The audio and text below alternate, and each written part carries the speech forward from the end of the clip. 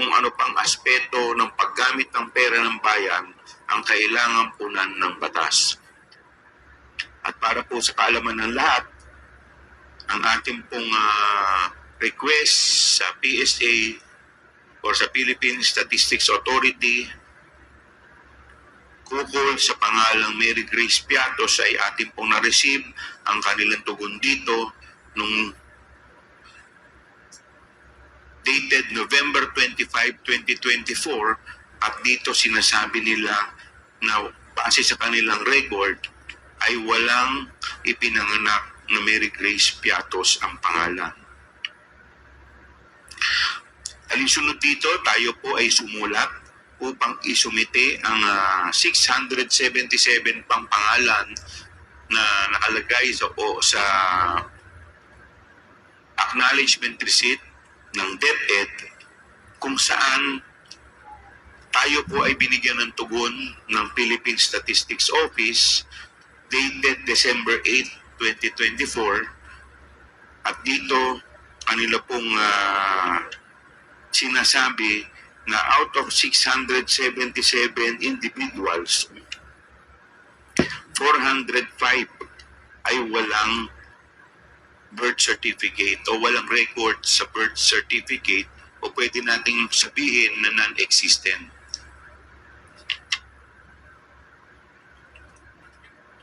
So nandito po ang record.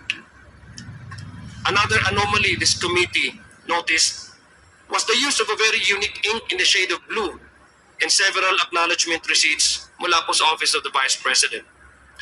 At first glance, Mr. Chair, we found that these acknowledgement receipts, which supposedly were signed by different persons in different months, clearly have the same unique shade of blue ink. There are many different types of pens, Mr. Chair. Alam po natin yan. May fountain pens, may sign pens, or whatever in the Philippines na available po sa market. But what are the chances, Mr. Chair, that the same ink would be used for 2 or more acknowledgement receipts submitted by the Office of the Vice President? If you ask me, Mr. Chair, the chances are very, very low. Especially, Mr. Chair, kung titingnan nyo po, itong tinta na ito ay hindi mumurahin. Mahal po yan na ballpen. Hindi po yan common na ginagamit na ballpen. Ang mas kapanipaniwala, Mr. Chair, para sa akin ay only one person probably made this acknowledgement receipts, and they are not the ones who received the funds as indicated in the acknowledgement receipts. Mr. Chair, my staff was also able to find acknowledgement receipts in different names, but the strokes o yung sinasabi po nating pagkasulat ng kanilang mga signatures signatures ito were identical. Dalawang different persons but the same identical strokes of signatures. Incidentally, Mr. Chair, these were all done on March of 2023. Moreover, Mr. Chair, the signatures all bear the same figure, done to 2 or 3 times. It's hard to believe, Mr. Chair, that such common signatures would appear like this. I admit that I'm not an expert in this kind of analysis, unlike those at the NBI, kasi sila naman po yung competent gumawa nito na examination. But based on what I know, Mr. Chair, these coincidences are too hard to ignore. In any event, Mr. Chair, ito pong committee na ito, ay pinapasuri po natin yan sa NBI to make sure that these signatures are signed by the same person. Titingnan niyo mo po yan sa monitor, the same strokes, different persons. We also found out, Mr. Chair, that 2 acknowledgement receipts, both in the name of Milky Sikuya, both had done on the same day. Same po pinirmahan on the same day, same address in Zambales, and using the same pen. However, have totally different signatures. Tingnan niyo po, magkakaiba. The same day, the same date, same name, but different signatures. Tanong ko po, Mr. Chair, did the person who signed this receipt suddenly forget how they signed in the middle of the same day? Nagkamali ho siya na nakapirma pala siya tapos pipirma ulit ng isang acknowledgement receipt?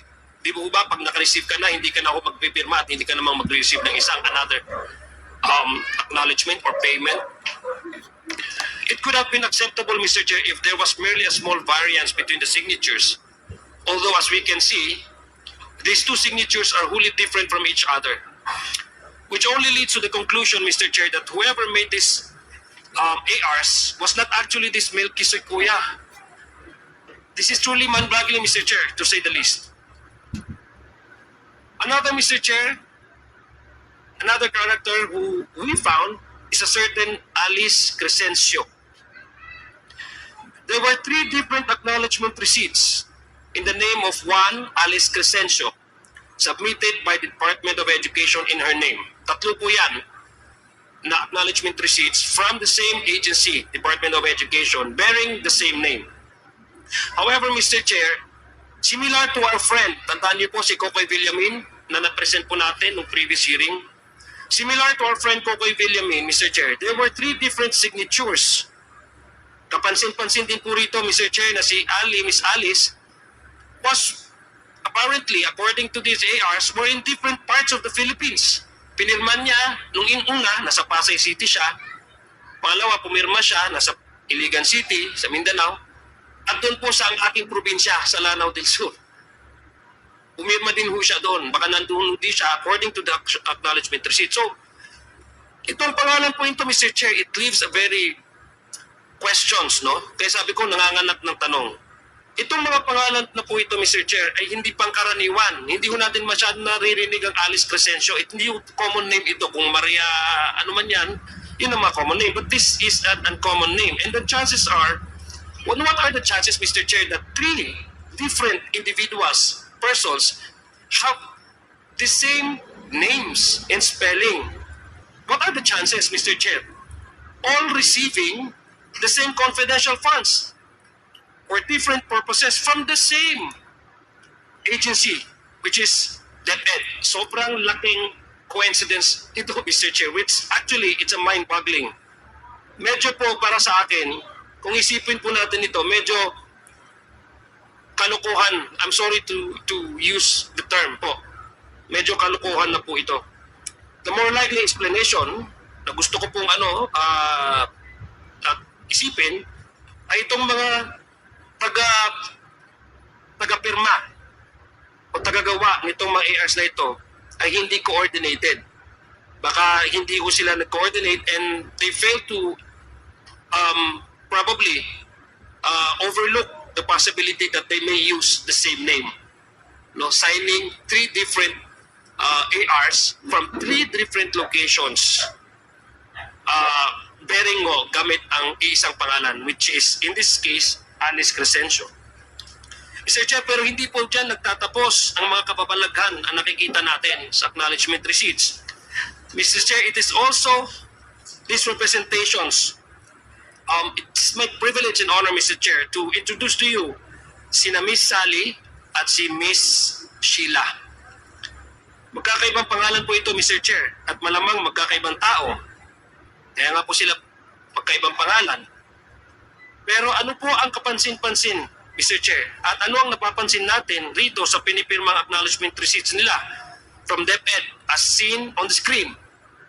Isa lang po ang pirma nila, si Miss Sally at si Miss Sheila.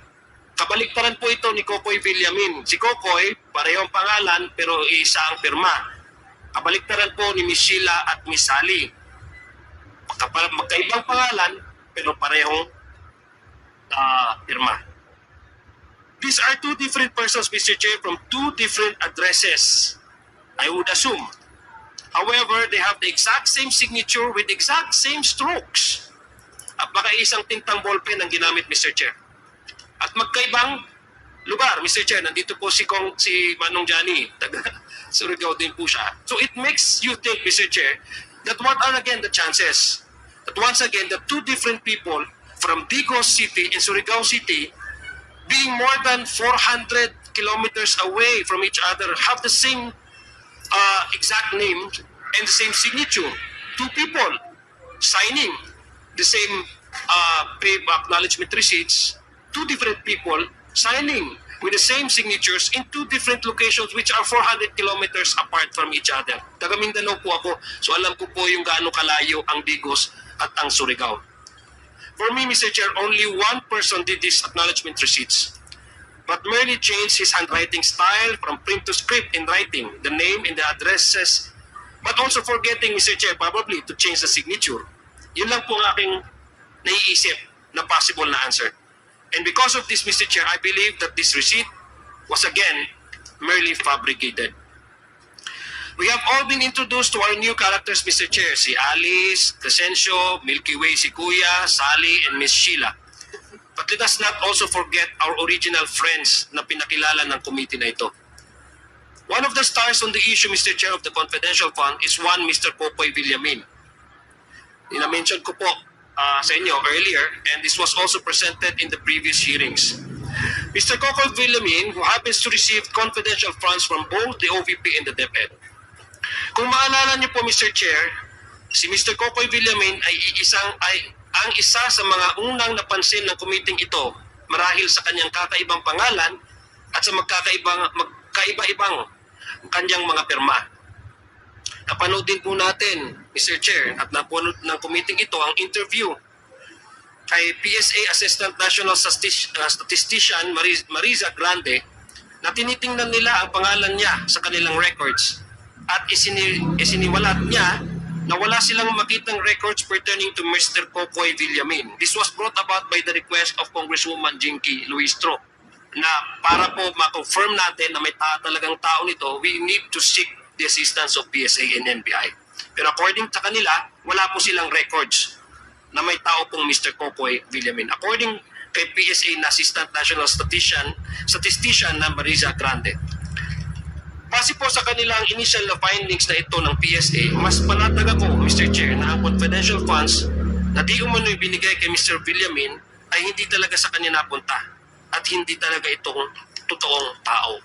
I mean, common sense would dictate, Mr. Chair, that same name, bearing the same name, ay hindi po magkakaroon ng dalawang signatures. And it reinforces our original questions kung meron po bang mga taong ganito.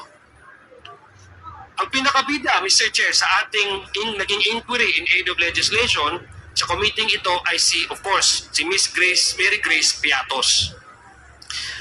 Thank you to Chairman Romy Acop. Siya po yung unang nakaobserba at na-notice po niya ang pangalan. Dahil yung pangalan pong ito, ang una nating napansin at napansin ni Chairman Acop dahil ito po ay kombinasyon, according to him, ng isang restaurant at chichirya. At tama na po, lahat po tayo nag-agree noon. Nung inaisiwalat sa committee ito ang acknowledgement receipt ni Miss Mary Grace Piatos, kami ay tunay na mangha. Tayo po, hindi lang tayo, ang buong bayan ng namangha. We reached out to the National Statistics Authority and inquired from them into whether this was a real person or a made-up character. We were likewise informed, Mr. Chair, that the NSA had no record of any person bearing the name of Mary Grace Piatos. There are certain personalities, Mr. Chair, who claim this Mary Grace Piatos were merely a code name, adding that in television and in movies, sa mga palabas at sa television, these code names are used for secret mission. But the fugitive, and I address to him directly in hiding, forgets that this is real life. Tunay po tayong nag-iimbestiga dito, hindi po ito television, hindi po ito palabas. That the people's money, earned through the hard work of every Filipino, should be scrutinized on how they were spent by our agencies. Mr. Chair, ang keyword, Mr. Chair, is transparency. Transparency is required kasi kailangan masilip ng otoridad, gaya ng COA, o kaya't ang taong bayan kung nasa tama ba ang paggastos ng kanilang pondo. In this particular case, the confidential funds. The PSA recently informed us, Mr. Chair, that our new friends, Mr. Popoy Villamin, Miss Milky Sikuya, and Miss Alice Crescencio, are also all non-existent. Wala po silang record. Non-existent. Hindi po sila, according to PSA, ay posibleng hindi po ito mga tao. There is no record of their birth, no record of their marriage, contracts, whatsoever, or death. No, sana naman po, hindi death, no? Although we just want to leave no stone unturned. That's why we request them if they have a proof that would really prove an evidence of their existence. Birth, marriage, or even death certificates. Wala po. according to PSA. In fact, Mr. Chairman, of the 677 names from the DepEd acknowledgement receipts, which we submitted to the PSA for verification, para po patunayan na kung mayroon bang tao na ganito, the 677 names from the ARs, it was determined by the PSA, Mr. Chair, that it was that only 405 of these ARs with these names have no record whatsoever. So malaki-laki po yung persyento, 677 out of the 677, 405 ang wala pong verifikasyon at wala pong record ng PSA. So Mr. Chair, it is unlikely that all of these are merely code names, as some supposedly high-powered lawyer would claim, that this simply would not make sense from a legal standpoint, which we will discuss more, Mr. Chair, and from a practical perspective, since it would be an unbelievable, unimaginable amount of effort to do. Imagine, Mr. Chair, gumawa ka, mag-imbento ka ng ganyang karamihang pangalan. At let us